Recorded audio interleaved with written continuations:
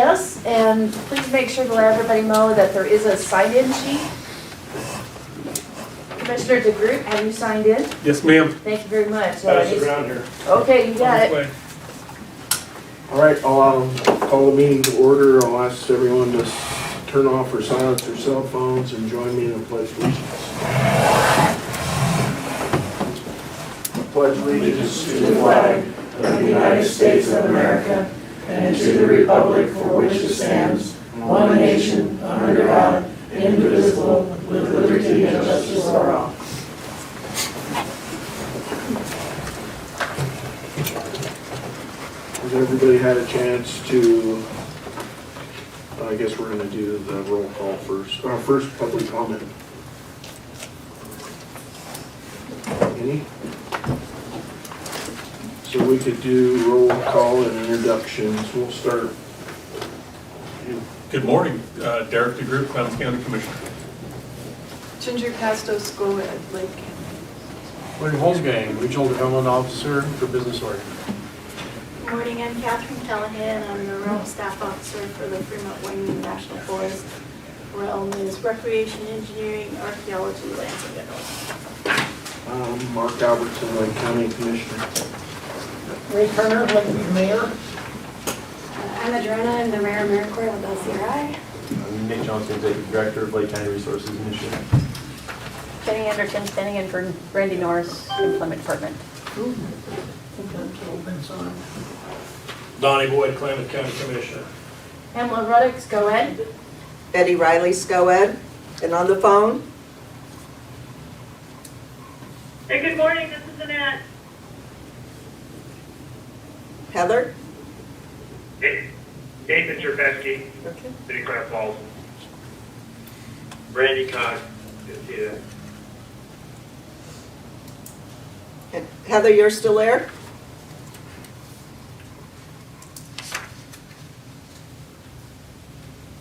She might have it on mute. Yeah. Well, we do have a quorum. Yeah. I'm here. Okay. Sorry. All right. And Yeah. Dr. Terry. Oh, he is. Oh my gosh, thank you. Can you get? I didn't want all the attention. Yeah, right. Thank you. So Didn't know you get to do the limbo to get. right? We do have our quorum. Here you go. Dr. Gutierrez, you want to introduce yourself? Yeah, Rudy Gutierrez, President of Community College. Glad to be here. Beautiful drive. It's a bit late. My apologies. Okay, you usually drive reverse, I understand. See what clever. Anybody else need an agenda? Oh, that's right. Okay. It's all right. So, we actually, until James comes, we don't have our second commissioner from Lake, so we need to. He was in Valley Falls about 20 minutes ago, so he should be rolling in about any time. So we, We'll harass him then. Do we need a wait or? well, Yeah. I can review the financial reports, or we can just skip until he gets here and move down the agenda to the Brownsville grant update. That sounds good. And I included in the packet,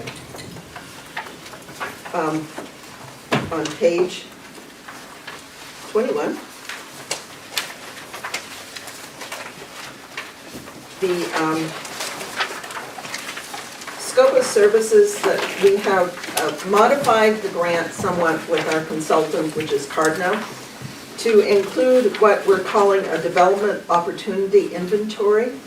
And part of what we've been discussing at a lot of the meetings we've held with the consultant and in the communities is that we have a lot of underutilized or blighted properties in our communities. And so what they're going to do is actually do an inventory of what those properties are, what they look like, and do a baseline data collection, go through assessor information on the properties that are tax delinquent, and set up a database of those properties that also puts in information on what they have for infrastructure and potential redevelopment.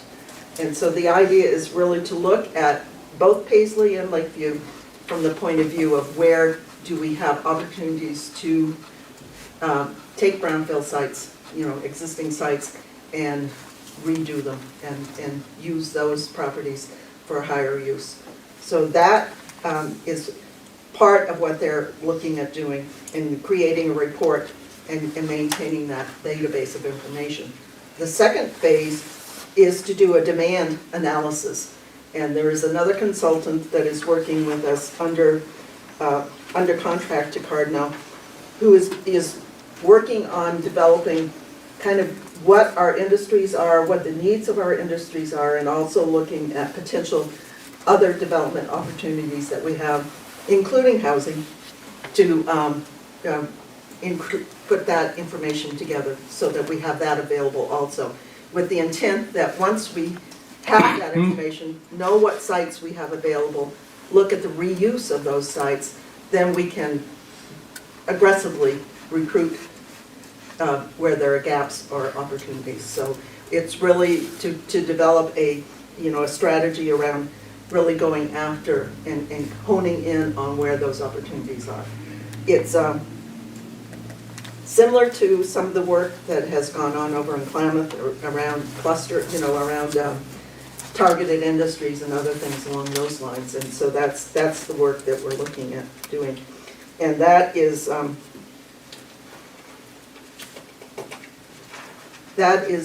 doing, that's Bridge Economic Development who is doing that work. And she is supposed to be here on Monday and Tuesday of next week to do some on-site interviews. After we have our meeting next Tuesday, which we are having a meeting at noon in Paisley and a meeting here in this room at 6 o'clock on Tuesday evening to really go through the two mill sites as the primary areas and discuss potential reuse for those properties. And so they are putting together a presentation that will show what the size of the sites and how different layouts might be used and how we might be able to do fill in on those properties themselves. Both the landowners, the owners of those properties have been through, they're completed the phase 2s. We don't have all the results back yet, so we don't know all of the potential mitigation that may have to happen on those sites, but they have gone through and done all of the engineering work and the core sampling and sent all those samples off. So when are we supposed to have those results back? Let's see, this, probably within probably 3 weeks, I think we'll have the results back, and then the report will probably take a week or two to do. So I'm thinking around the 1st of December, first week in December. So really what we're hoping to have a good showing at these public meetings, because we really want the communities themselves to look at what it could look like and really have input into that kind of that planning of, can we do housing in this portion of it, open space, industrial, commercial, and really get kind of a visual of what those properties could look like as we move forward with this process. There are funds to do that planning work and to actually actively go and use the Brownsfield funding to recruit businesses into the community. And so that is what we anticipate happening over the next year.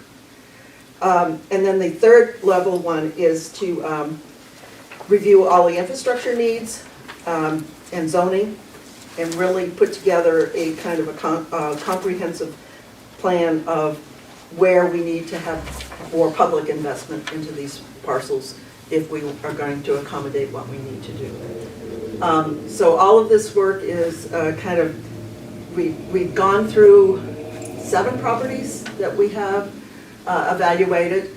We've done phase 2, which is the sampling and on 5 properties. 1 is the former mortuary That one is cleared, except for some underground storage mitigation that potentially needs to happen on that property. The owners of that are looking at possibly a brew pub for the downtown area, so here in Lakeview. The other two properties that we did, the lumber, where Lakeview recycled lumber? Yeah, recycled what used lumber. to be the old wood grain. has that property changed hands since then? It's in process. It's in Okay. process. It hasn't, I don't think it's cleared yet, but it's in process. And we did the Carlin Mill in Paisley, we did the Lakeview Lumber, the mill site, which is 20 acres. 21, 22. Right. We also did a phase one on the Lakeview Lockers, which is looking at converting their property to a potential housing for, it's It's for developmentally disabled, no, not developmentally, what am I saying? Mental health, like halfway house, Okay. transitional living, that's what I'm Transitional trying to housing. think of. And possible alcohol and drug folks that are trying to reconnect into the community. And then we did the building that's 4805, the repair, the construction building, and there was one other one. The Alger Theater? The Alger Theater. Right, and it's, phase 2 is completed. Lakeview Lockers is going into phase 2. I think maybe they had their testing when they were all here. I think they did, yes. And primarily what they found there was just some potential lead base and possibility of some asbestos. Yeah, But very minor. We're finding that a lot of these properties, even though there was fear that we would find a lot of things, even the Alger Theater, was minimal. the estimated cost to have it done through this grant program would be about $50,000 because of the cost of the federal dollars, but it's probably about $10,000 worth of work that needs to be done, primarily around removal of lead-based paint and some. Yeah, and it's really helpful, and I think it's going to be helpful probably for the mortuary and also for Lakeview Lockers, in that when these properties get rehabilitated or renovated, that report can then go to the general contractor, and they can fold in the mitigation work, or whatever needs to be done with what is going to happen with the building. So the costs are going to be less than if we went in and did it just specifically for that. So that's, I think, really helpful to the owners of some of these buildings and the potential purpose that they're going to be after the fact. So it's all been really appropriate, let me put it that way. I think it's really helpful. Not the big scary, hundreds of thousands of dollars, or the EPA is going to force you to do anything. It hasn't been like that at all, which is good. And we're hoping that because we're getting some of those kind of successes, and we get public about how this is all working out, that it will encourage others. Because we've got a couple of properties right now that we really would like to see, we'd like to see it, but the owners are really, it's a little scary for them. So I think this will help, once we get down the road a little more. So again, that's basically where we're at. We're really hoping that we have a good showing at these meetings next week for locally here for the community to come out and to really have some input into this, and that we get some very clear ideas on how we can go out and potentially parcel some of these larger parcels up, reparcel them, or put together site plans that we can go out and recruit businesses to, and or contract development for housing projects along that line. So any questions about the Brownsville project? When is your inventory going to be completed? He's got just late December that he's going to have that information pulled together. So we will have that database of information. And it will be a good baseline. They've really made an effort to do a follow-up to both the housing needs analysis and the economic opportunities analysis work that was done by the state. So, or through that contract with the state. So they're trying to not duplicate anything, but build on those processes that we had there. So, and there has been, one of the things that the city has applied for funding to do a code upgrades here. The town of Lakeview has applied for funding to do code upgrades, which is another piece of allowing for some different types of projects to move forward a little quicker. And I think it's been several years since any of the codes were even looked at, like 70s. Like several years. Yeah. So, and Or a decade. and I know there's a similar effort. Nathan, are you looking at some code upgrades also in Klamath related to the economic, or the housing needs? What was that last part? The housing needs did recommend some code upgrades. Is that being looked at in Klamath? Oh, yeah. Yeah, we're working on some of those. Yeah, they gave us a whole menu that's in Joe's wheelhouse right at the moment, but we are looking at having to do some code changes. Now, in Paisley, they weren't able to do as much core sampling as they had anticipated because of, They hit some really amazing bedrock.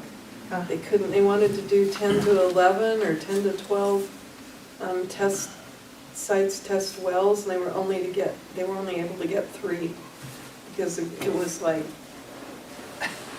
they would have had to Really, make a they needed to big bring- rig. Yeah, they would have had to, they really needed to have a bigger drill rig. So, but they felt like they got what they needed, and if they felt, depending on what they come up with the testing that they were able to do, they may have to go back with bigger equipment, but they think they're okay. But that was kind of interesting. I mean, it's right next to the river. It's, maybe not so surprising, but yeah. So we, by the end of this year, by the first part of next year, we should be able to report that information out and really have some opportunities and things that we can prioritize on what our next steps are going to be for future development. I think this information is going to be very helpful for the Opportunity Zone stuff that's coming down the pike. So we'll see, what comes out of it, but I think it all relates. And we do have a presentation, but I told, I haven't heard, Stephen, you're not on, are you yet? Okay. So, in about 10 minutes, we're supposed to get a call from Stephen Brooks, who has been working on opportunity zones to make a presentation on some updates on that program and some potential opportunities that we have here in Lakeview. So if you want, unless anyone has any more questions on this, I can move on to the housing grant information and just kind of keep waiting for James to show. So over the last year, in both Klamath and here in Lake County, we have had a lot of discussion around housing needs. And out of all those discussions, there has been talk about needing to do housing rehab in both communities. As I mentioned at our August meeting, SCOEDD has a 501c3 that we help administer, which is our nonprofit arm, which is called the Klamath Lake Regional Housing Center. We were successful in acquiring a $5,000 grant from OCF, or Oregon Community Foundation, to hire a consultant to do policies and procedures for housing rehab, which meet the criteria for both USDA and Community Development Block Grant under Business Oregon. So we were able to use that information, and I applied to USDA's Housing Preservation Grant Fund. I actually applied for $100,000. The application was submitted first part of July, and we heard back that we received $164,000. We got the whole state allocation for housing preservation grant funds.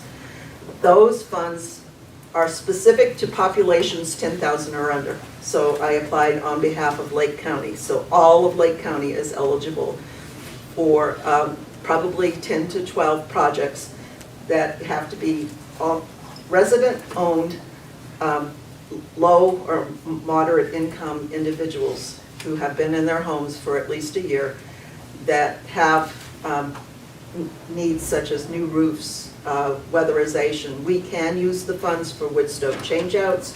We can also use the funds to replace windows, doors, insulation, and do a lot of energy efficiency work. We can do structural work as long as the structural work isn't more than 50% of the value of the home. So in other words, if it's going to cost more to prop a building up than it is to just tear it down and rebuild it, we can't do that.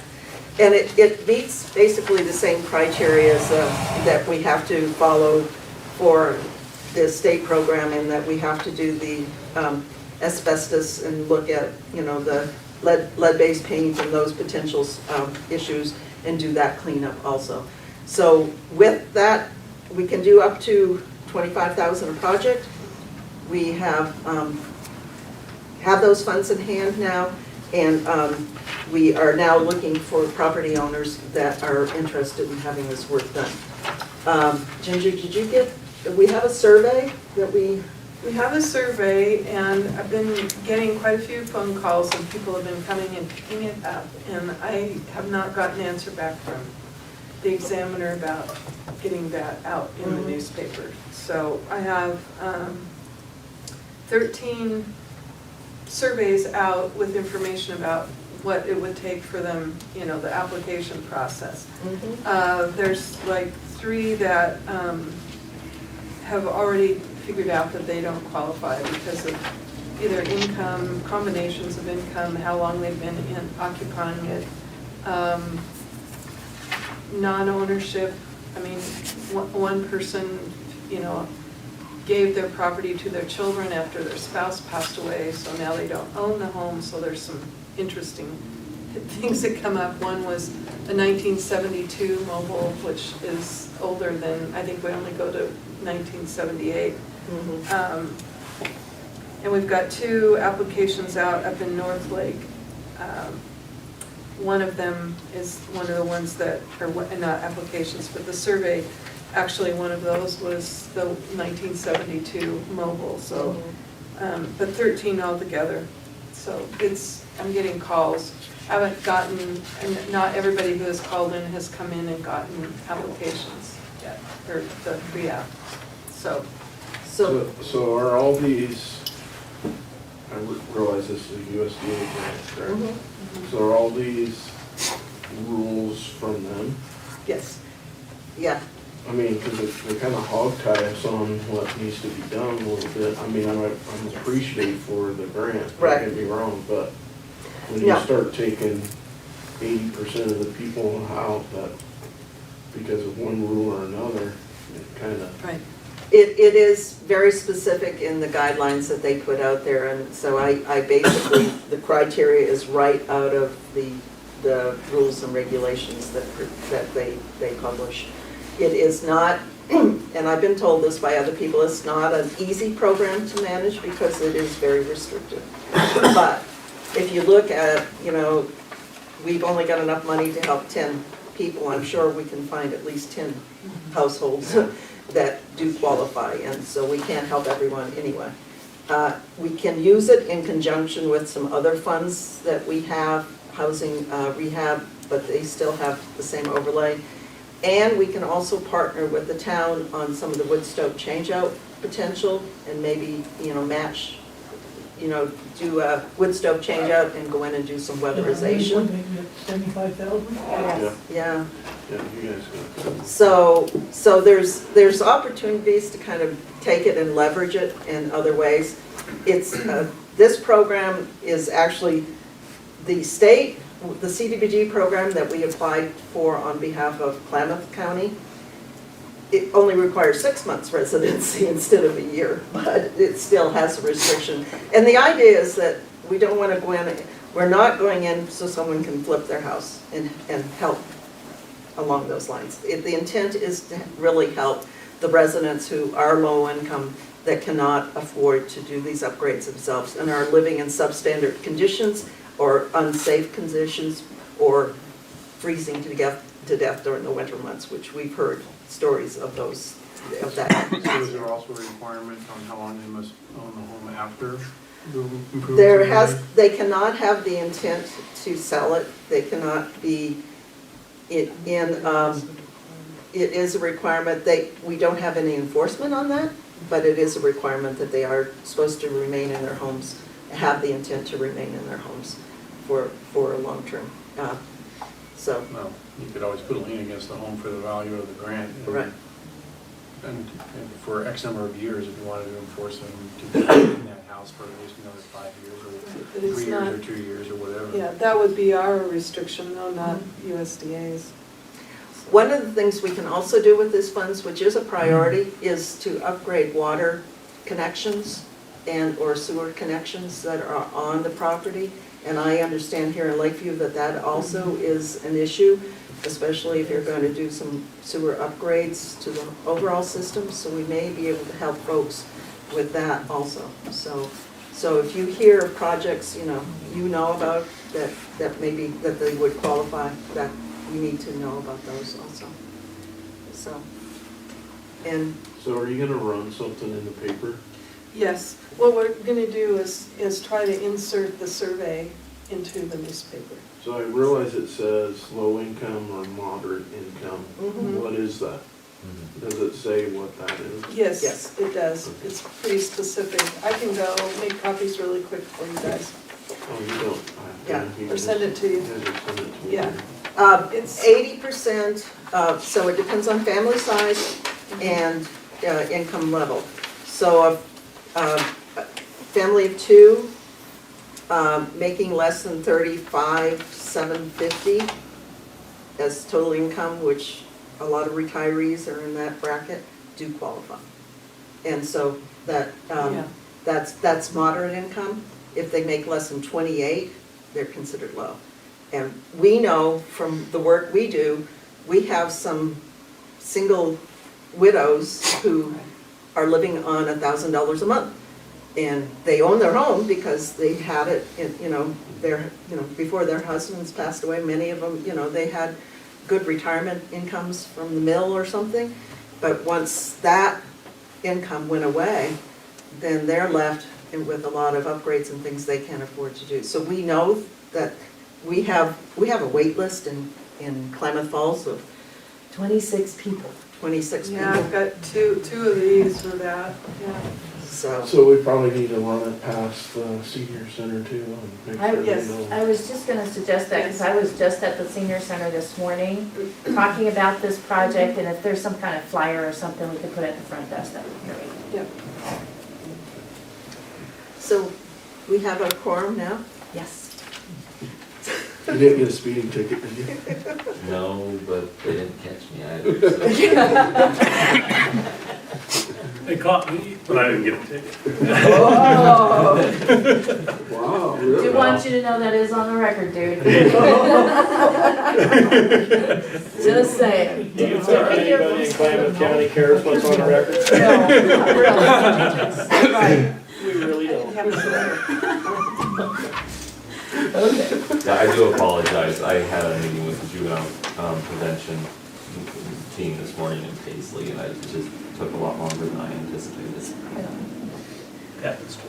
I thought it Yes, printed it out, does. but I don't know if I brought it. So, Got it on my computer, but not on my phone. so if you want to go back to the beginning of the agenda, we can. 10 minutes. So, you want to introduce yourself to the people? Commissioner James Williams. The late commissioner. Well, yeah, when you say it like that. Right. For the record. Okay, so are we ready to approve the minutes? I would make a motion that we approve the minutes for August 9th, 2019. There's a couple spelling errors, one on page. No. Stan Gilbert's name were his seconds. Oh. And on page 2, Yeah. I think in that second paragraph, it should be approved instead of approved. Uh-huh. And then on page 3, down on the bottom, should it be rodeo grounds or beautification of the rodeo? I'm assuming you meant rodeo grounds, and that's, Yeah. You catch those? those are the, on page 3, next to last paragraph. Got it. Okay. And those are the ones that I found. So it's approve the minutes as corrected. That's corrected Yeah. with those amendments in place. With those corrections, I'll amend yes. my motion. Second. All in favor? Aye. Any opposed? Motion carries.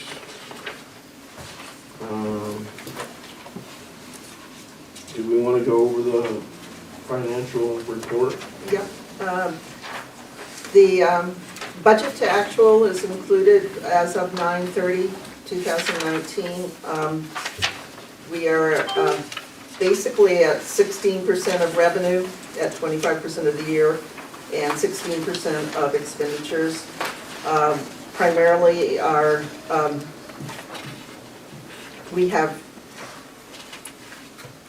several things that were budgeted that we did not actually receive. The rural capacity grant was not passed through the legislature, even though there still is an effort to work on doing that.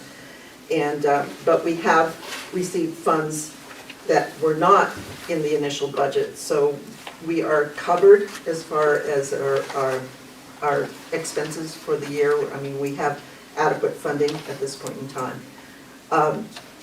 I hired a bookkeeper effective September 2nd or 3rd, the day after the holiday. She has resigned. As of today is her last day because she has medical issues and will be out and not able to work for the next 6 months, so she submitted a resignation. So I have that job open again, but we did hire the staff and trained her, and she did really well, but now I have to go through the process again. So anyway, that part of our staffing is less, that our expenditure is less than we had budgeted because she did not come on until this, almost the first part of September. So unless there's questions on the budget, the revenue expenditure side of things, I'll move on to the loan reports. Okay, do we need to make a motion to accept the financials? It's up to you, Chair. We could do it as a slate, or we could, with the financials and the loan programs, we could do them individually. That's your call. Okay, let's just go ahead and do the loan programs and combine them. So we have had several payoffs. Actually, it's not bad, but the result is that we now have $1,050,000 in cash in the bank available to lend. So we are at a point now where we really are trying very hard to get that money out. One of the things, all our loans are current except for one. That loan is actually the 4805 repair that I'm meeting with this afternoon to talk about that loan and ways that we can mitigate. He's had some health issues and is not able to do some of the work that he had thought he would do. So that one is the only one that is not current at this point in time. How far behind is he? He's 60 days. He's current on the Lake County loan because he sold a vehicle to pay off and pay down on that loan. So we need to do a workout on the SCOED side of things. And I'm hoping that we can find a way for him to continue making payments on that loan until he can sell his building. So his building is on the market. So with the $1 million that we have available to loan, have you hooked up with KCC on their small business stuff, so those guys know? Yeah, we actually communicate with them on a regular basis. One of the things they're finding right now, almost a lot of the businesses are bootstrapping it. Or we are competing with Craft 3 because Craft 3 has less collateral requirements than we do. And so therefore they're willing to do the loans that are more risky because they are not collateral based. They are so. It's less collateral but more interest rate. More interest rates. We have reviewed in our office 4 applications that we have declined because they do not have complete information and or they don't have the collateral.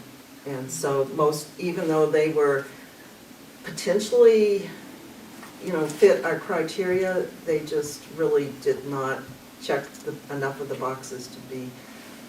Because we borrow funding, I tell people I do pay attention to making sure that they can pay the loans back even if they go out of business. I have 3 loans right now where they're not in business any longer, but they're still making payments because, they've committed to the loan and they signed personal guarantees. So, but we also then have those really good projects like Crater Lake Zipline, who paid off in $125,000 in 3 years instead of 5, and have added, I think, 10 more jobs than they initially thought they were going to do, and are really doing well. The energy efficiency loan program right now, we don't have any loans because Legacy Furniture paid off early. Also, we just made that loan a year ago to them and they paid off already. And the Hogback and the KOA campground, which were the most recent loans, are also ahead and paying or are paying on time and are doing very well. KOA has totally expanded they had such a good year this last year. They had almost like a 30% increase in their overnight stays. And I think KCC has a video on those guys. That's correct. Yeah. They're our star business. Yes, We really they are. helped them out. They were in real trouble. They were very upside down in That's there. right. So- They had credit card debt that they were basically paying with Yes. credit cards. I mean, Yes. and so one of the things that I have done, we did have a booth at the Business Summit that the Chamber sponsored. I also was on a panel with the Governor's Marketplace to talk to folks about, our loan program, along with the state, and Laura Ingstrom was there, and First Interstate Bank and US Bank were also had on the panel, and Stephanie from Craft 3. So, we all have our little unique niches that we fill in the communities. I work very close, right now, Barry at the SBDC is working with a client from Lakeview here that I think will be ready for financing soon. And the intent is that they will come to our office once they're completed their business plan and their projections and stuff. So it is still something we're working on, but getting the money out is challenging. But I've also heard from my counterparts in other parts of the state, like up in Northeast Oregon, is that banks are doing more of the lending themselves now than they used to. And so Markets are better. so we cannot compete with the commercial banks, therefore, and so therefore it's harder to get our money out. What are our premium rates right now? We, Good loan? I've been doing 6.5 to 7 at the highest is really the highest interest rate we're charging at this point in time. But I feel at 6.5, it's not a bad return on our side, and it's equitable, it's less by almost 2 points or 3 points than what the Craft 3 is doing.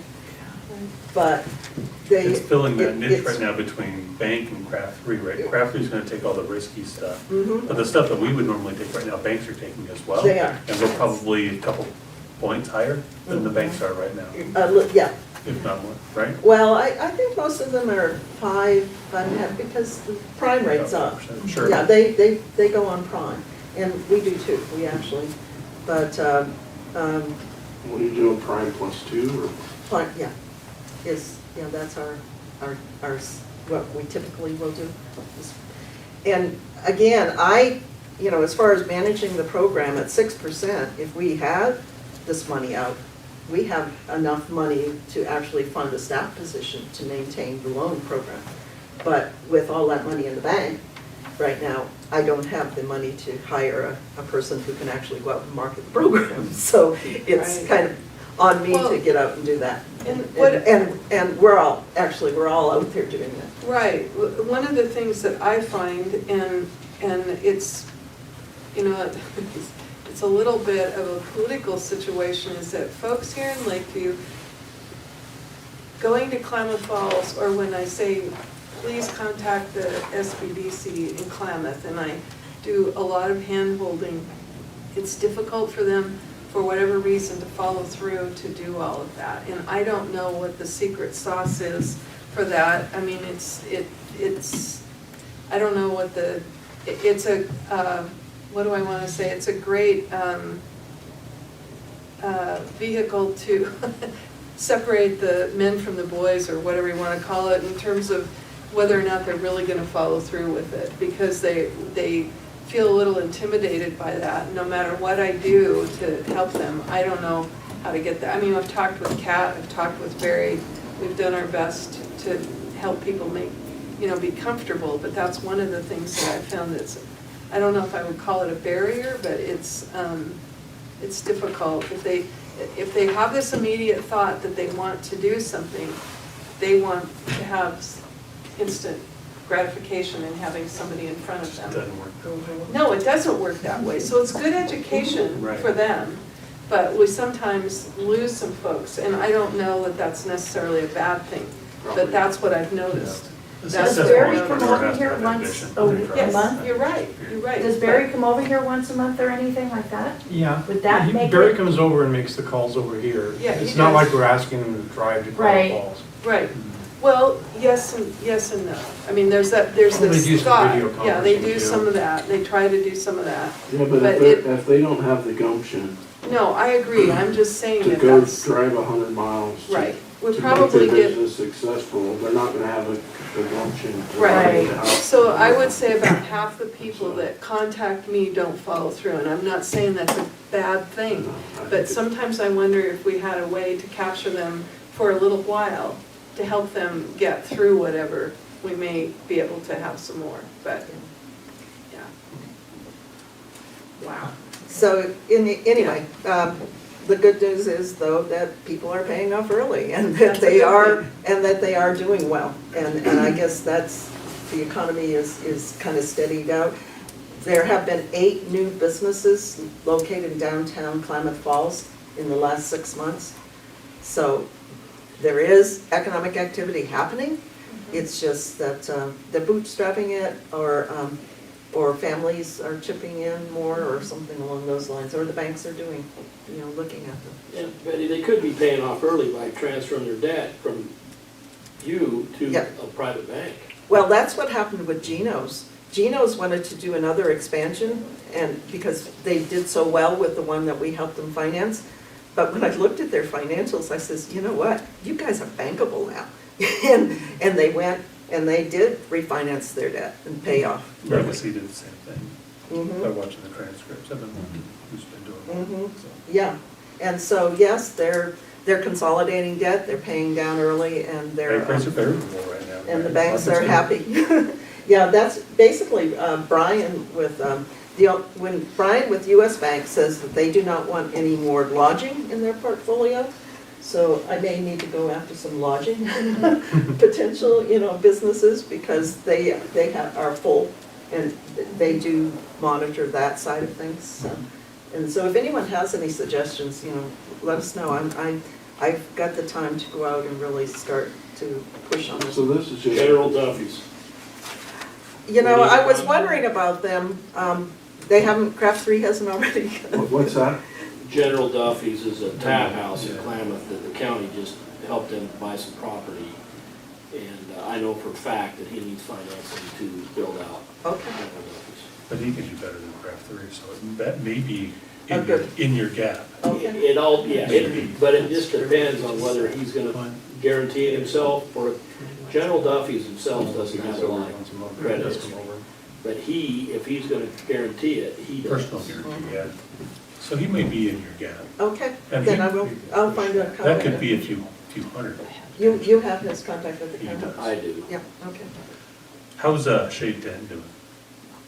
They're paying on time, but they're not operated out of Maywood anymore. They're out of one of the garages, Yes. out of their home.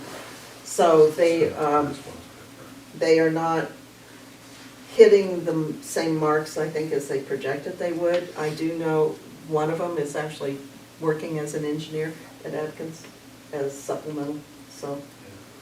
But they're tied in with CAT pretty well, They are. right? I don't know if there's any. They're checking that's also been done. one of our IDA clients. In other words, they're And a saving. catalyzed winner, right? And a catalyzed winner, So, I so, mean, there's a lot of things there. Yeah. It'd be a shame to lose that. But here's the other thing too that Shade 10 is doing, is that they have found another revenue stream where they're doing metal artwork and customized metal Through their artwork for CNC homes. machine that they were using for Yes, their that they engineering. bought Yes, with our so funds. they are looking at other revenue streams, but wanting to stay focused on that one project that they really wanted to do, which was build parts for extreme motor vehicles. Right. That's really it, so. Okay. And they usually pay a little bit more on their loans. They're not paying exactly, but they're paying over. So it sounds like they're feeding it. Yeah. Real quick, Ginger, there's in the Summer Lake Lodge in Summer Lake, I was speaking with them yesterday, they turned down about $30,000 to $40,000 worth of business just over the summer this year because they were at capacity in their motel rooms, and they're looking to expand, and they're not sure how. Just based on their revenue that they have right now, they've had a lot of things kind of hit them this year, but there's potential for growth there, and if they're not Great. able to capture those dollars there, like, I don't know, just wanted to kind of bring that up just while we're having this conversation, because $30,000 to $40,000 worth of just people staying in your motel, that's a big deal. that is a very big deal, because tourism is starting to pick up, and we saw a big leap on the north end and here in Lakeview this summer. And if we're not able to allow people to stay, and we're already at capacity, that could be a problem, but a potential for growth as well. so just so you know, Stephen, you're on the line, right? Yeah. Okay, Whenever you're ready. okay. I would move to accept the financial reports as presented. Do I have a second? I'll second that motion. So all in favor, I guess? Aye. Any opposed? Motion carries, they've been approved. So item 6. So we're gonna jump to Jumping item to- 6, the discussion of possible opportunities zone project. So Stephen, you're on now, and Okay. Okay, so, good afternoon or good morning. Just for people who don't know me, my name is Stephen Brooks. I'm a consultant. I do kind of community and economic development finance consulting. About 2 years ago, I was hired by War Memorial Trust and the Oregon Community Foundation and Ford Family Foundation to see if we could figure out ways to get capital that we were expecting to come through the Opportunity Zone program, get that capital directed to in general. So I've been working on that for almost 2 years now. And we've kind of gone through a few different iterations of what the right approach is. What's happened over the last few months, probably 5 or 6 months, is that we've decided to focus specifically on workforce housing. In part because it was too difficult to kind of be all things to all people. You're probably familiar a little bit with that most of the opportunity zone money is focused on real estate projects, but even limiting to real estate, there's tons of questions about whether you're talking about housing or commercial real estate, real estate in cities or towns versus, real estate projects that are really business investments. It was very difficult to kind of get any momentum.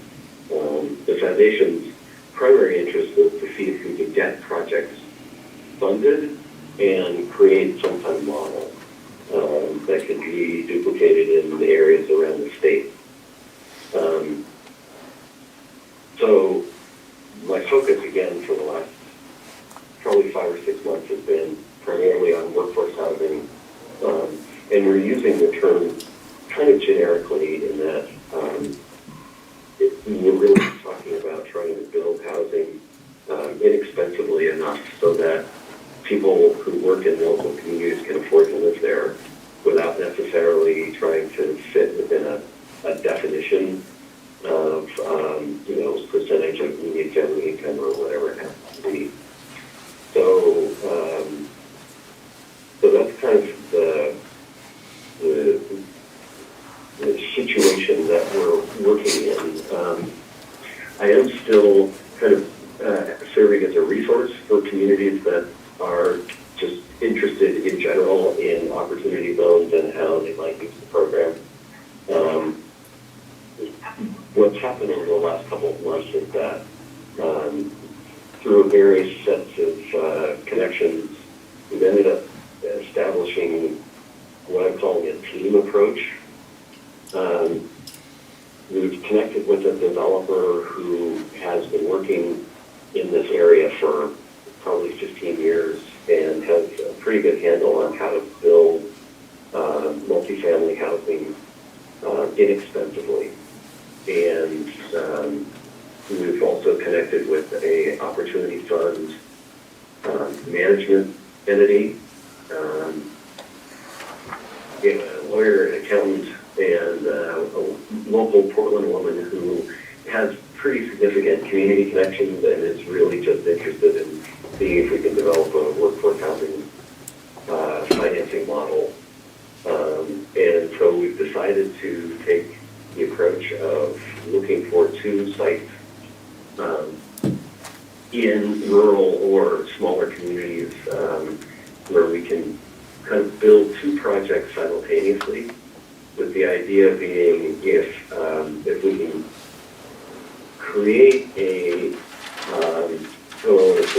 like a standardized development pro forma for a housing product, so multifamily housing building product that is flexible enough in design to meet different community needs, but is standardized enough that we can bring the same pro forma to multiple communities at the same time, and see if we can kind of combine 2 or 3 or 5 or even 10 projects into a single financing, so that instead of each community having to kind of in an isolated way go about trying to promote workforce housing, you can kind of create some leverage and some scale by combining projects in multiple communities at the same time.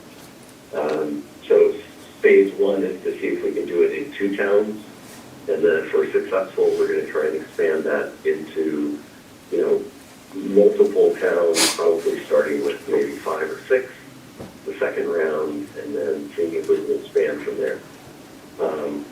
So that's the general kind of business approach. part of my role in all of this is to start identifying communities that, that both are looking at workforce housing and that have available sites or sites that will be available in the relatively near future.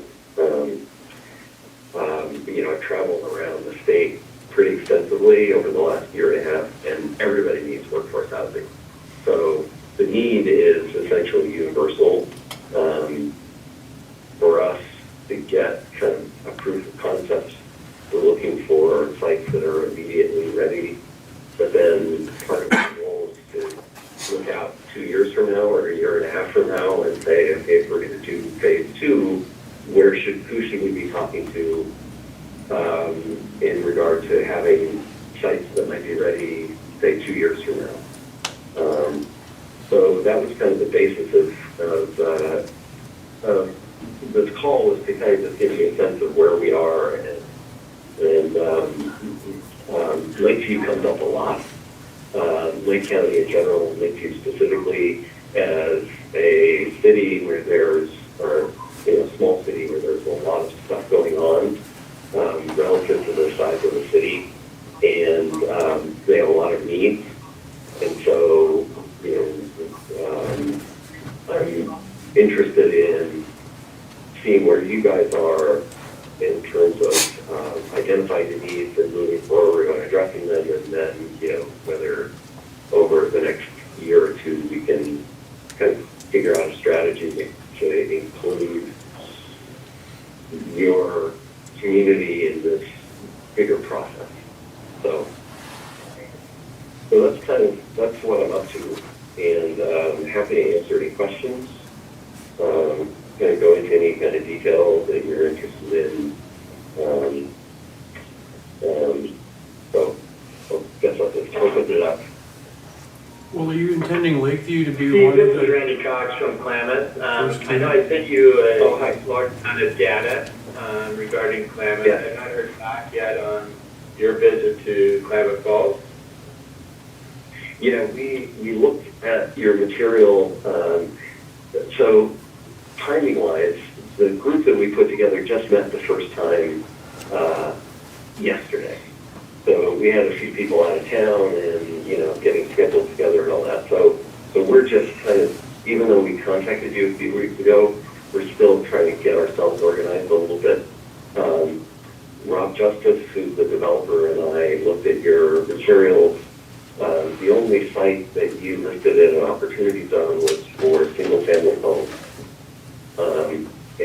So I'm thinking that, for our short-term, immediate situation, we're trying to identify properties that can be for multifamily that are in opportunity zones. So I think I'm still planning on finding some time to come down and start the discussion, but it may not be for another month or two, just because of timing on all the other things we're working on. Yeah, certainly, and we showed you a development, but we have a single-family and multifamily residents in the opportunity zone within Klamath. They're just not one big piece of land, but we can get you that data also. Okay. Yeah, we're looking, scale is not a critical factor. I mean, I should say size is not a critical factor. I think 30 units was thrown around as kind of like the minimum size we'd be looking at for multifamily. And Rob also does a townhome style development for rental property. So I'd like to talk about that. But again, I have the whole concept in my head, but getting everybody to start executing may take a little bit of time. But again, both because of Lakeview and Klamath Falls, I'm very interested in getting down there and kind of seeing where things are in terms of being able to is it right away, or do we talk about something that's maybe a year or two out, or what works best? So Larry had a question? Oh, I was just trying to ask if Lakeview could maybe be in one of your phase one projects to, where you're just targeting 2 communities. I'm sorry, can some part of that kind of faded in and out? He wanted to know if Lakeview might be considered in phase one as a pilot. Sure. Yeah, if there's a site for multifamily housing that's in an opportunity zone and is developable now, absolutely. There is. The Okay. opportunity zone in Lake County is very large. It takes in the whole southern half of the county. So all of the town of Lakeview is in Yeah, it. oh, yeah, no. Yeah, it's, yes, it's a very impressive opportunity zone. So yeah, if there are sites, if there's someone that I should be talking to directly about where those are located and kind of what the circumstances are, we'll put that on the list. Our next meeting is going to be 2 weeks from now. We have 4 people out scouring the earth for buildable sites in opportunity zones. So the next step is to kind of compile all those locations and figure out which ones are going to be the ones that we're going to try and target. It's, again, for us, it's a scale issue just because we don't have a ton of money supporting this. So the plan is if we can find sites and develop, a development plan for each site and raise opportunity fund money to prove the model, then part of phase two will be to go out and raise capital to fund essentially what I describe as a community development investment bank. And by investment bank, I mean an entity that assembles projects in the portfolios and then syndicates them to investors. And if we can prove that this model works, we've had expressions of interest from people who are willing to fund an entity to do that work.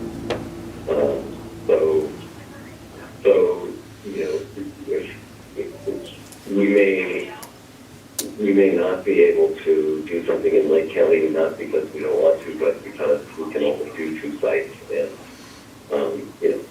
if we have 6, we're going to pick 2, and we just aren't at the point yet where we know which ones are going to be.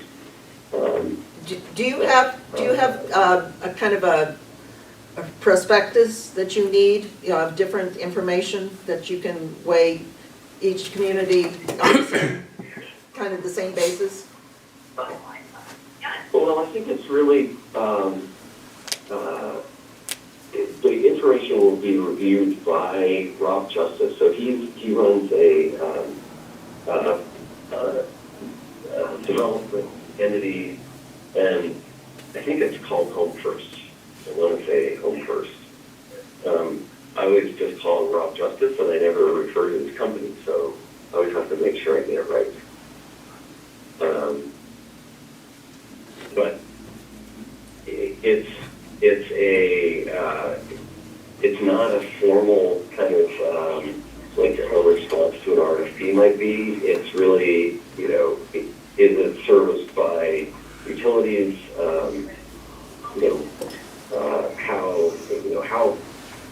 How development ready is it? And is it? He has kind of general contractors in different parts of the state. So part of it's going to be what's the ability for him to kind of be the master developer in different parts of the state. Again, it's this is really a private effort in a sense. The foundations are sponsoring me, but the parties involved are all involved without really government funding at this point, because we think we can move quicker that way. But we can't, quickness means at this point we have to start small. So, I want to And again, my role is to kind of be this person going out to different communities, seeing what's available, and sorry for the noise, but trying to figure out how to make this as broadly kind of effective as possible. So that's a really long way of saying whatever you have, I'd love to see, and we'll get it in the mix. And it may be something that is perfect, except that we have 2 other sites that are closer and easier to develop quickly. So it may not be kind of like where we can point to any specific factor, but we'd like to see what's out there. Because that'll also help us put some pressure perhaps on the state to help us kind of move more quickly, or private funders. So. And we do have local community members who are interested in this opportunity also, so is there a way to connect them to a pilot project? So, I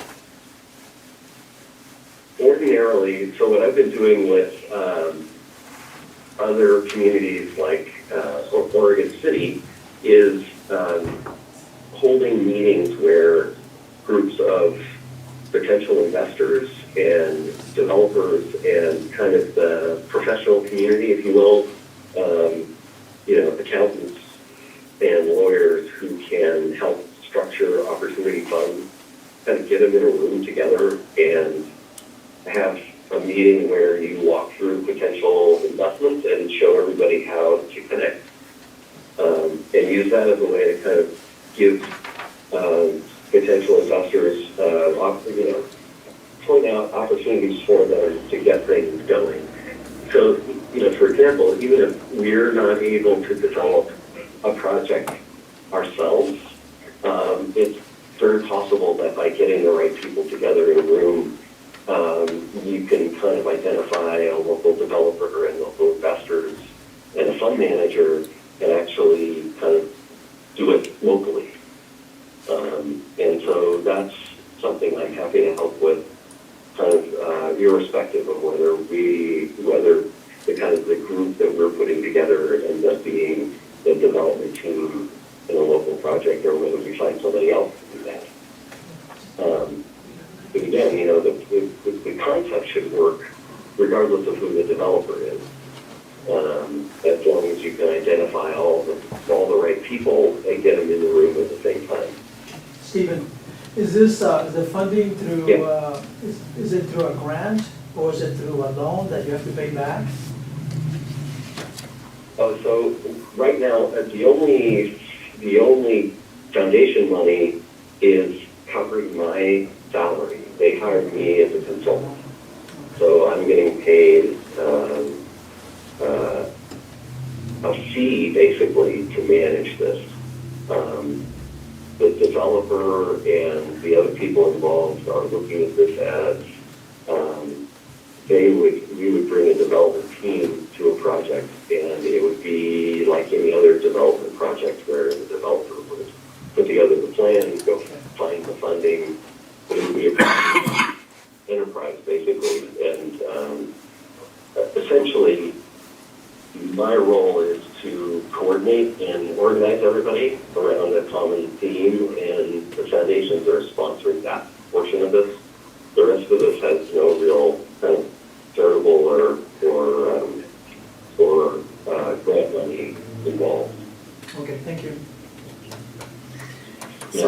So I see linkage between Opportunity Zone here, specifically in Lake County, between Opportunity Zone and Brownsfield work that we're doing with the development opportunities analysis and work that we're doing there. So I think there's some there's some synergy going on here. But I also know with, Randy on the phone also in Klamath County, there's also very much of a push to make this happen, so. Any other questions? So Stephen, you. Really quickly, I think it may be worth me coming down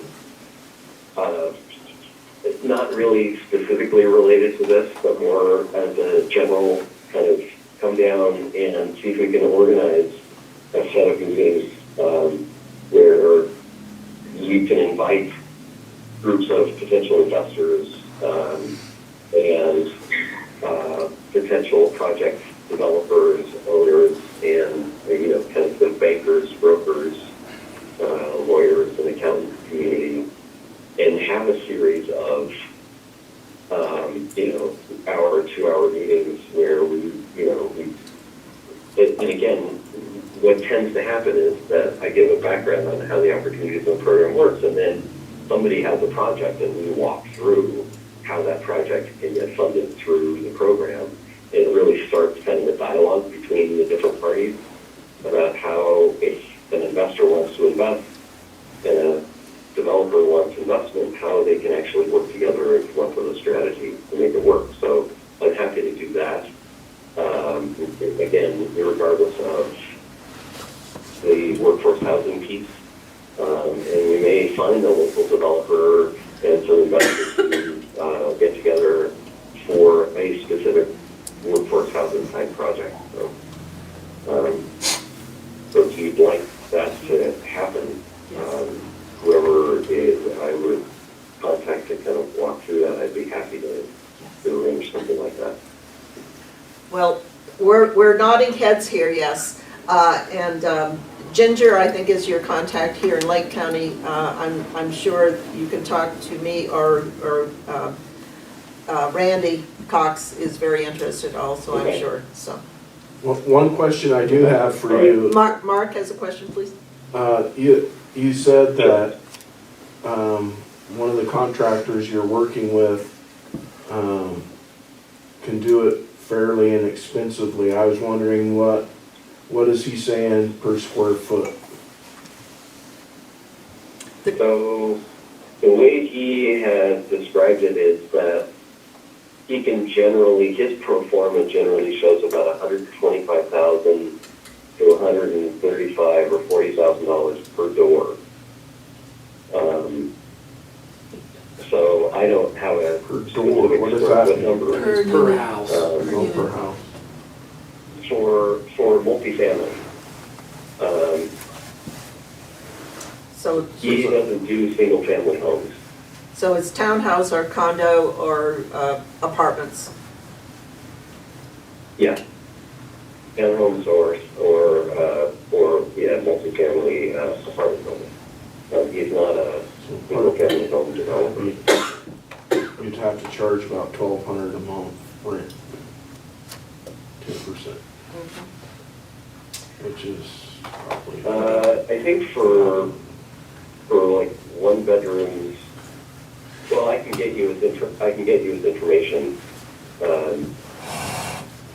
One bedroom, pricing for various places. I mean, part of it too is that he works in a lot of small towns. We don't know that.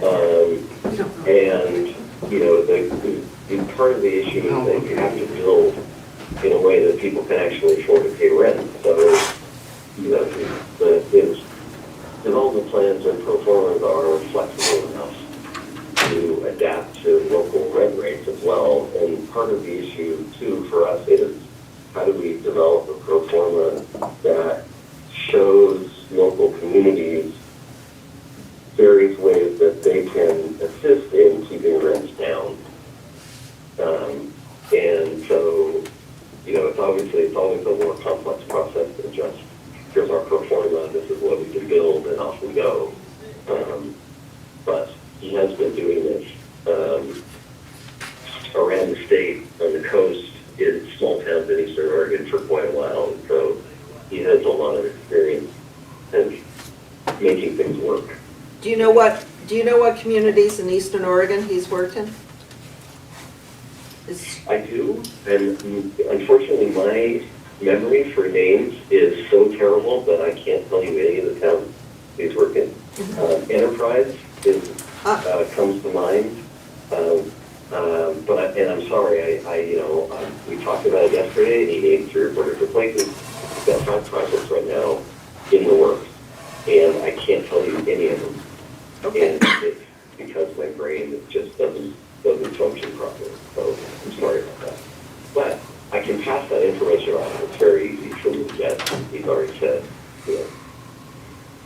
free to pass it on. So I'll gather that. You can look at what he does and where he's working. Any other questions? Thank you, Stephen, I appreciate your time. Sure, thanks for the time, and I'll reconnect both with Clement Falls folks and Lake County folks and find a time in the next month or so when we can come down and do some real work. And I appreciate your patience with Clement Falls while we get ourselves organized. So, Hey, Stephen, we'll this talk is to you Natalie. soon. I'd like Yeah. to join when you go to Lakeview and Klamath Falls. Sure. Is this Annette Levy? Yes, Oh, hi, Annette. yes. Of course. Absolutely. That would be great. Okay. Thanks, everybody. Thank you. Yeah. Bye-bye. You guys want to keep powering through? Okay. So we're on number 8, the updates for. We actually Oh, skipped we number skipped 4. Yeah, we did. Sorry. We'll go back to number 4. And I'll just, a lot of this is just an update on the scope of work that we're working under for the planning grant, which includes the housing stuff that we talked about, and the fact that through our planning grant, we were able to help write the community development block grant and submit that. We should know by December, the first part of December, whether or not that grant has been received. We have completed the feasibility study portion of the food hub feasibility that we were working on with USDA funds. That report I need to get up onto our website, but I can share it with anyone that wants to. There was some funding left over, and with that funding, we are subcontracting with Greg Addington out of Klamath Falls to do some follow-up work, which includes outreach to potential markets in the Rogue Valley that are interested in specifically potatoes from the Klamath Basin, but the ability for the ag in the middle is what it's called, the mid-size ag producers to be part of the local food effort would then help support the smaller growers with the ability to have more food and more of a presence. And the other piece of it is the branding component. So we have determined that a place-based food hub, which is what most people think of, which is kind of that place where you go in and you've got the different vendors and more of a year-round farmer's market and or ability to have a commercial kitchen. We're not there yet, but the consultants feel like we're maybe 4 or 5 years if we continue putting the components together, that we could then at that point in time have more capacity and ability.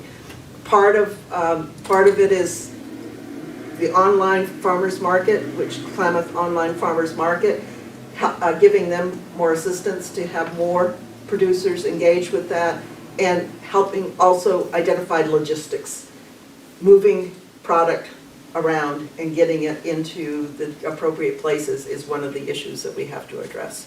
So we're going to continue. This is kind of like that feasibility stage. We've identified some next steps of things that we're going to work on. One is a partnership with the extension and on increasing the capacity of the small ag producers to be able to sell into the marketplace. There's a lot of information that needs to happen, and an interest on ag of extension to work with KCC on doing some of that, and so we need to make those connections too.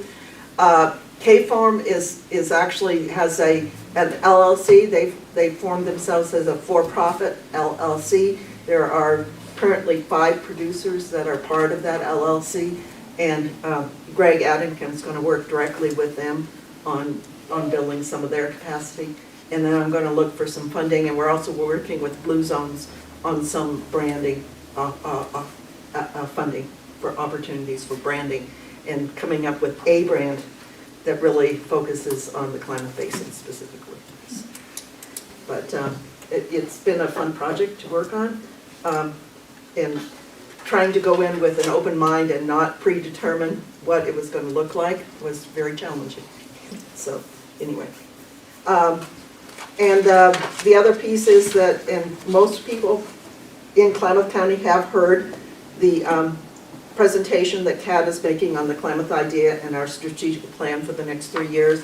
I know that they are also scheduled to go to the city of Klamath Falls with a presentation. The commissioners have heard it, and the foundation has heard the presentation.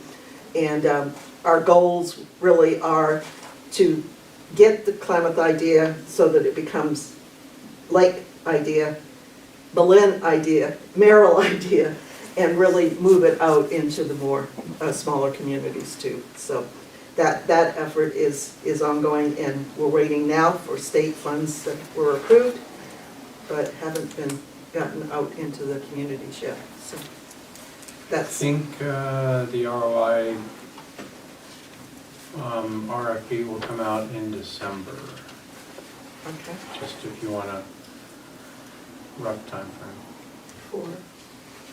Excuse me? That is the funding that we have used for the person. That was a state funding that Klamath Idea was successful at attracting via the RFP processes in the past 2 years. And I have every reason to expect success again. So, you know, but it's probably in December when that will hit the streets, and we'll have a 45-day or so response time. We are implementing what is called SourceLink, which is an online database matching tool, and all of the partners, which we've identified 15 partners within the region, and the resources that they offer, all of us will be, the SourceLink will then do the matching of what the entrepreneur needs are. They can go on at midnight, look up who they can talk to about financing, who they can talk to about marketing components, and all of that information will be available to, and I think that we're rolling that one out in February of 2020. And so that SourceLink has been funded partly by the SBA and partly also by the state Business Oregon. So that's the overview of my report, and that does need to be accepted. Move to accept.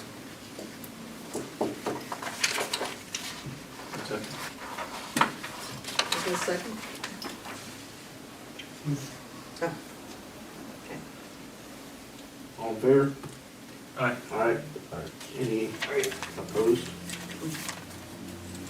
We had an Carried. order To accept SCOEDD EDA report. You really just need the names. And now, number 8. Number 8. Sorry for Let the shuffle. That's okay, that's okay. Well, we've pretty much gone over the brownfields project and the rehab project, so I just had one other thing that I wanted to let you all know. Actually, I had 2 other things. This is about Lakeview Community Partnership, which is a Main Street program. And the Main Street program is throughout Oregon. Well, it's actually a national program, but Oregon has a really strong state office, or an office that's supported by the state. So we're very fortunate in that. But LCP, as we call it, Lakeview Community Partnership, put together a meeting for all of what we're calling the downtown partners, which would include, several merchants. There's 2 or 3 merchants type committees, and including Lakeview Community Partnership, the town of Lakeview, and the Lake County Chamber of Commerce. And we had Sherry Stewart of Oregon Main Street, the director, come and do a visioning session with us. And the page that you have here is from the overall summary, which was about 17 pages long, and I spared you of that. Thank you. Thank you. So this is basically what it boiled down to, and there's a lot more bells and whistles that go with it. the draft vision statement and then the overarching goals and priority activities that came up around what folks really wanted to see happening in our downtown. And it really boiled down to getting our empty storefronts filled and saving our historic buildings. I mean, that was a big deal. It came up, I mean, we had like, you know, pages and pages of chart paper up the walls, but almost every single one of them had something in there about our aging buildings and their structural needs and their energy efficiency needs and et cetera, et cetera. So that kind of gives us some marching orders, and Lakeview Community Partnership is very prepared to go forward and really advocate for all of this and to act as sort of the glue to keep the group together and to move forward. We had a second meeting after this, and we took all of these 6 points here, and we assigned a group and or multiple groups to be the lead and responsible for that area. So, and then we'll continue, we're just continuing on. We're gonna have another meeting here in the middle of November.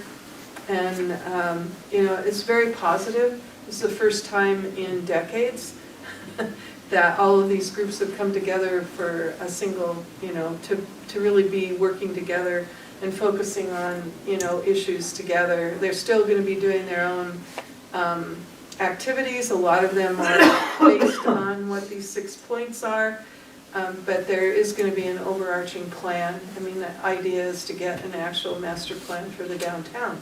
So that was really good. To counter that, the Ford Family Foundation community development person, Katie Jameson and Jessica Bogardus of the Lake County Chamber of Commerce and I went to Christmas Valley this past month now, I guess it's October, and held a meeting up there with a group that calls themselves We Can. And they have put together a small business group, and there were 26 people at this meeting. And the intent of the meeting was to give them information about they're all mostly home-based businesses and entrepreneurs. There were a few folks there, like the meeting was held at the lodge in Christmas Valley, so the owner, or not the owner, but the person who leases the building was there that has the business inside, and there were a couple of other small businesses that are, you know, actually located in a building that were present. But most of them were home-based businesses that operate out of their homes. And it was very encouraging because they were there, they were really ready to get information. They're very excited about learning more about the SBDC and their process, and hopefully getting a class, a small business development class there. And we've been working with them consistently since then. There were 2 or 3 nonprofits that were present that Katie had the opportunity to speak with, and the Lake County Chamber of Commerce offered any business who wanted to participate in the chamber a free membership until next June or July. Wow. And that went over really big. And so we felt really good about it. We were quite surprised at the number of people who were there. The types of businesses ranged from bookkeeping, housekeeping services, an upholsterer. There was a coffee shop person, you know, somebody that has a little coffee kiosk.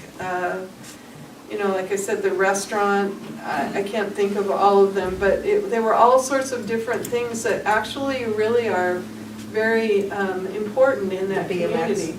The BMX. Oh yes, the BMX track person. Oh yeah. My goodness, yes, the motocross, who is really doing incredibly well, and they're getting lots and lots of people, and could possibly be one of the reasons why there are not a lot of motel beds in the northern part of the county, and they're being used up. They're full. It's happening, and that's part of it. A lot of it is, you know, the wonderful geological features that the northern part of the county have, and all the recreational things that are going on up there. but obviously he's really getting some attention.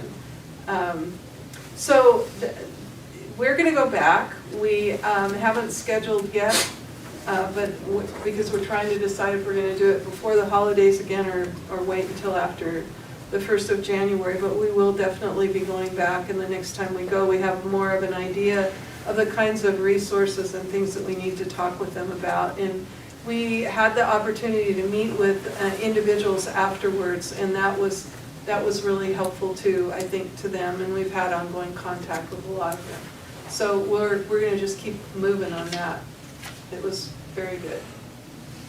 So that's pretty much all I've got.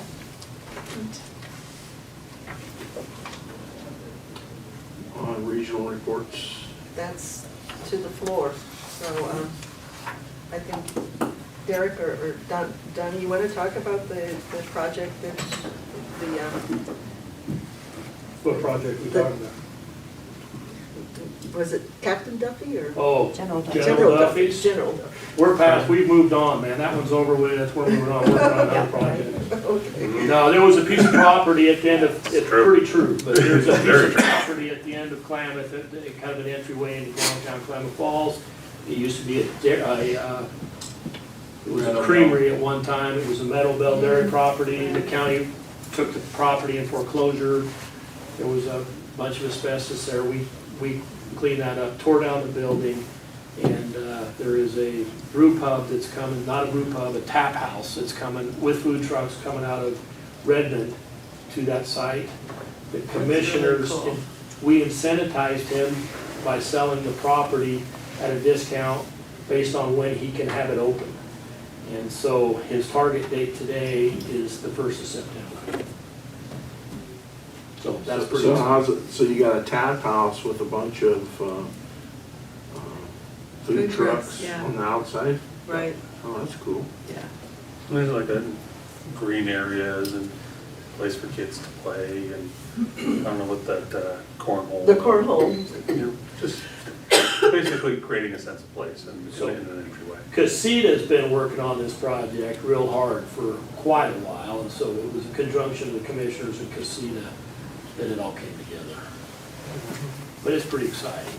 So in where I used to live, in the old industrial buildings in the airport, they've actually converted those to breweries, and the cornhole and the food trucks and in these empty industrial spaces, a lot of places are doing that. So it's a good concept, and very popular. I'd like to play lawn darts, except for the With your friends? the doctors won't like that very much. Or they will. Or they will. They can increase billing. Might be hard to do in the winter. No, it still works. Just as long as the thing's thawed out, it's not a problem. It may not go on the ground though. Well, that's true. Stick in the stuff. Bill, welcome. I didn't, Oh, we okay. didn't Talking a little bit late, actually sorry about that. acknowledge you when you came in. Did you have anything from Nothing, Merrill?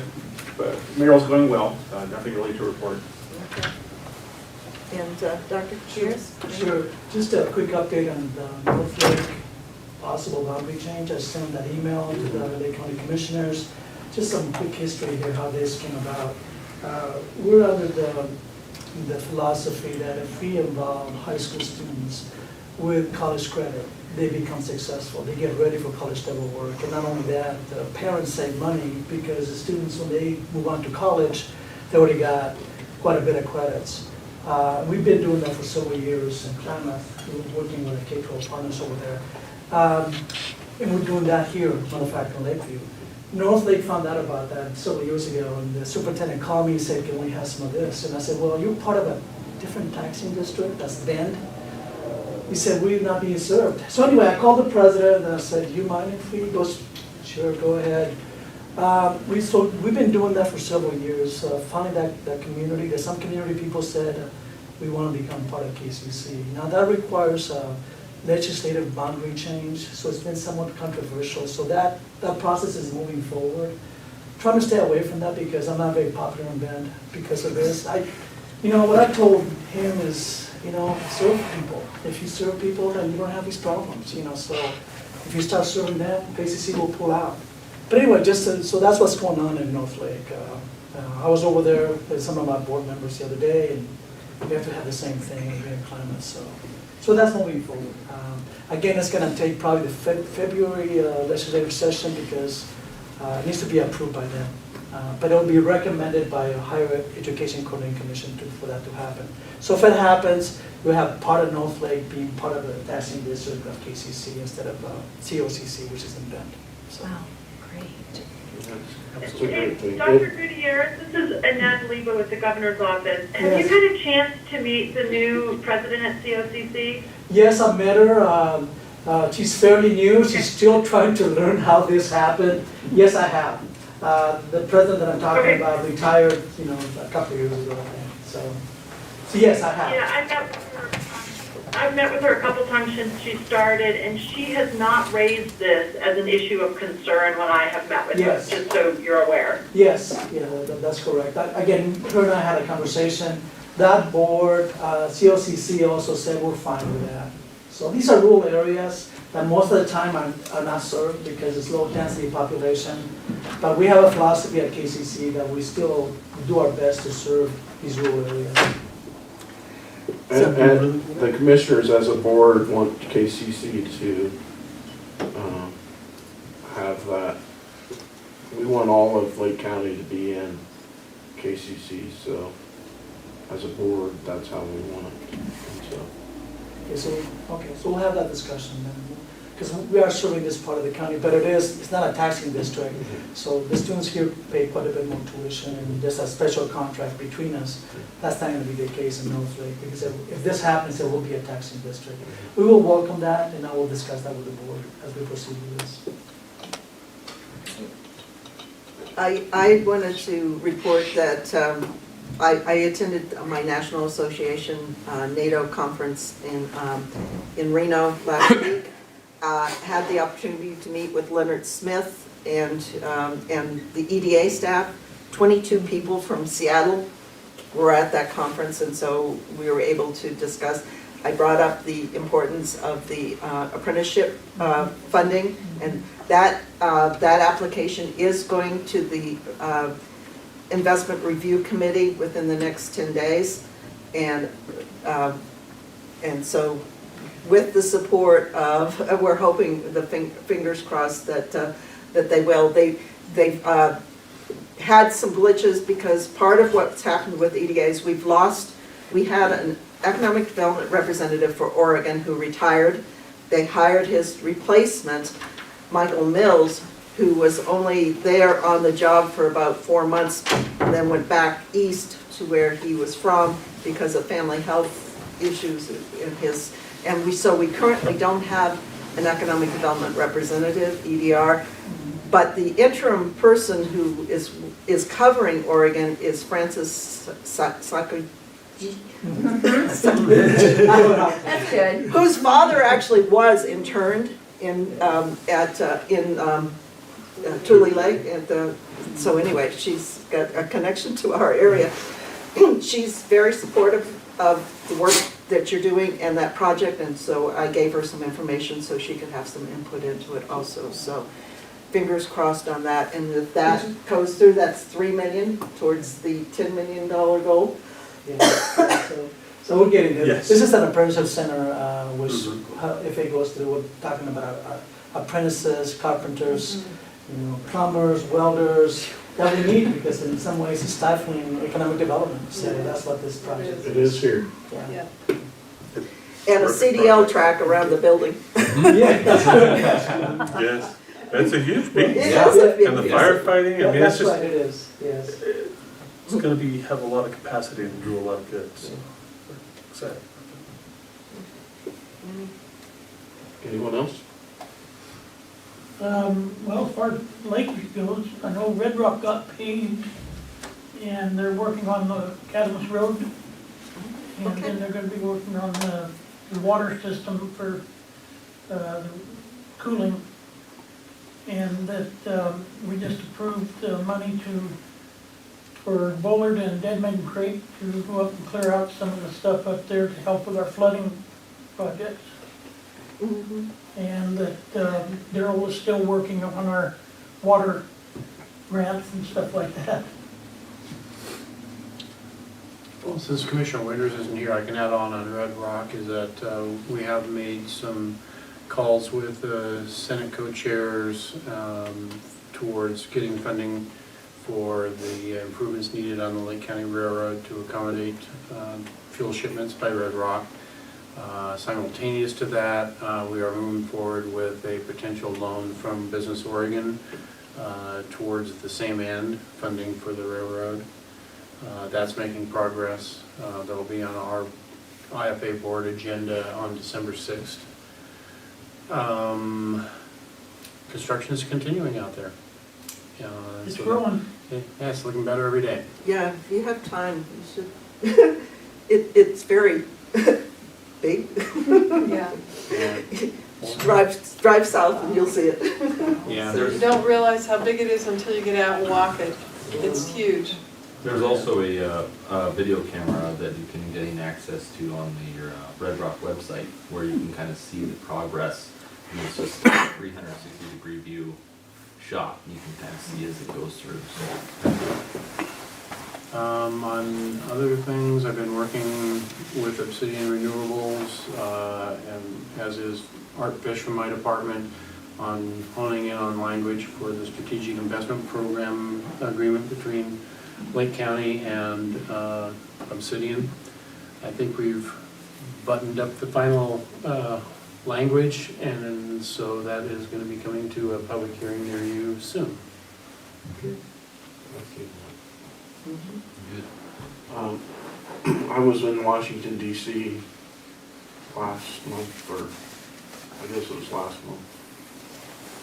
It was August. Anyways, so I'm working on, speaking of Red Rock, trying to get a pilot program where they don't have to pay the RINs tax, where they can actually pull product off federal land. RINs is an incentive, not a tax. The incentive for the RINs. Anyways, and so I'm working with Riley Bushu and Walden's office in Washington DC, and also with Wyden's office, to see if we can swing it, because it would be really nice if we could take federal product. So. Have you been following Wyden's work on Senate Bill 1614? Sure.